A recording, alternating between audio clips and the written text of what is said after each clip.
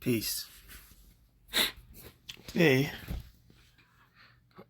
I'm going to give a little honor and respect to Brother Minister Khallid Abdul Muhammad. He was born on January 12th, so his birthday was just would have been his last week. His anniversary of his birthday would have been last week. Now, I didn't see nobody do too much about it on the brother, and I saw some memes with his picture on it, saying thank you or happy born day, and that's nice. We definitely appreciate everybody that remembered this brother and the effect that he's had upon their lives and those of others. I knew the brother from approximately 89 to... I was around him from time to, not all the time. I was around him from 89 to probably 98, off and on. So I'm very familiar with him as a person.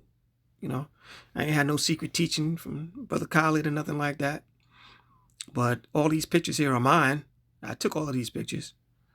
So I'm an eyewitness.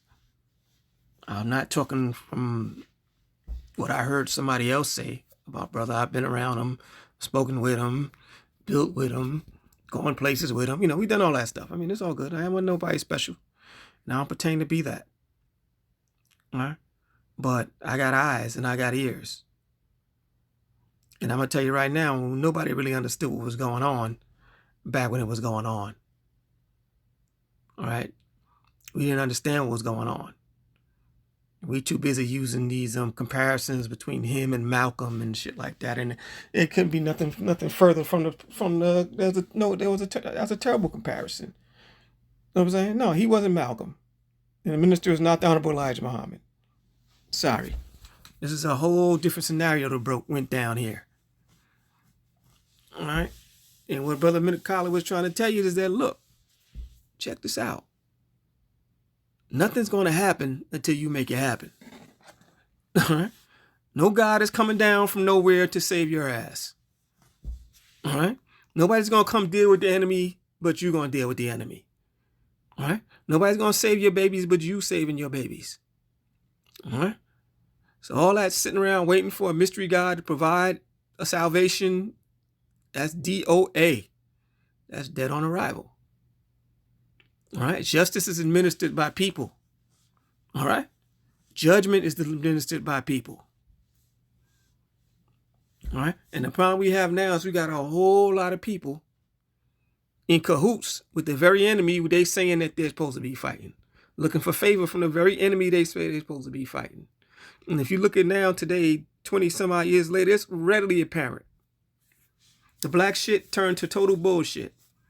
They all talk of that black shit that don't mean nothing because there's nothing behind it but rhetoric. And the honor is about history. History ain't going to save your ass now. All right? Preparation for a future is what's going to save your ass, not history.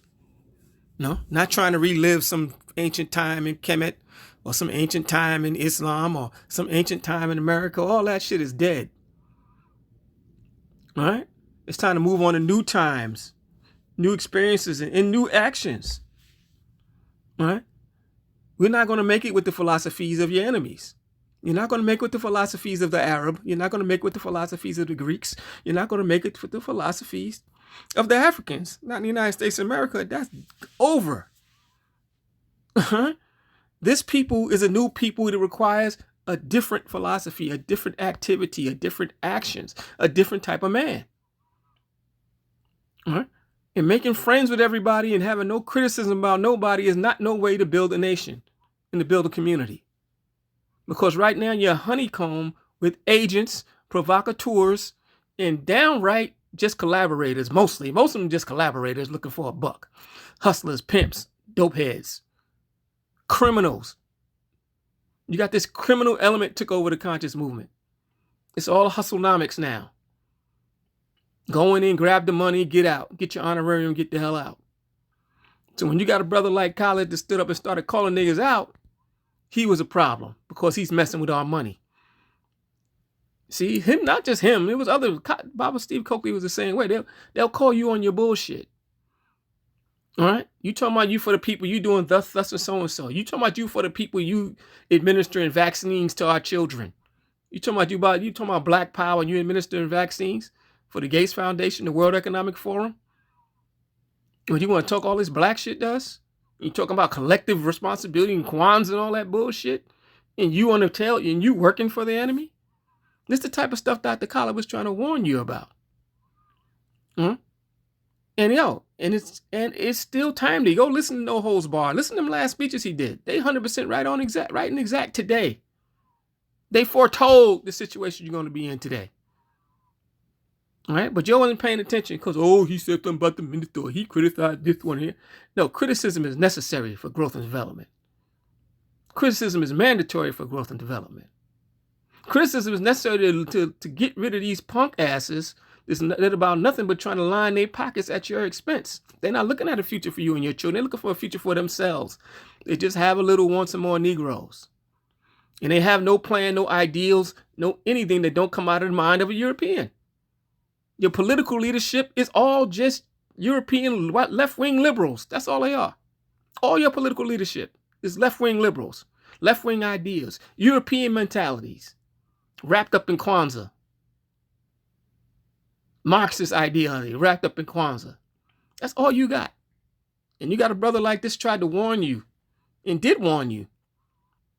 And his birthday come around and nobody got nothing to say. His born day come around, nobody got nothing to say. Fam, this done going crazy. We going crazy. We've gone crazy. You're so far off course and you can't see it. I was going to do a live stream on this and let everybody come in and bear witness, but I really ain't had time for that, man.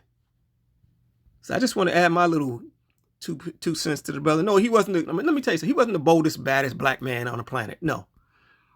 That's reserved for the Honorable Elijah Muhammad. But he took what the Honorable Elijah Muhammad gave us, and he ran with it. All right? And he wasn't like y'all. He wasn't a frat boy like y'all. Yeah, he might have been alpha. He wasn't alpha like y'all. He was a soldier. All right? He didn't care about Greek philosophy and ideology over liberation and freedom. All right? He will go to another country to try to kick the white man out. You wouldn't go across the street to give us a cup of water. All right? But fam, I just want to add these 2 cents on. There's so much more to be said. I mean, y'all go study him. Go study his last speeches and listen to exactly what he was saying. They're right on YouTube. Watch him. Study him. And tell me if I'm lying or not. I know I ain't lying because I ain't got that type of pedigree. I'm not going to tell you what I see. That's all I can do. Peace.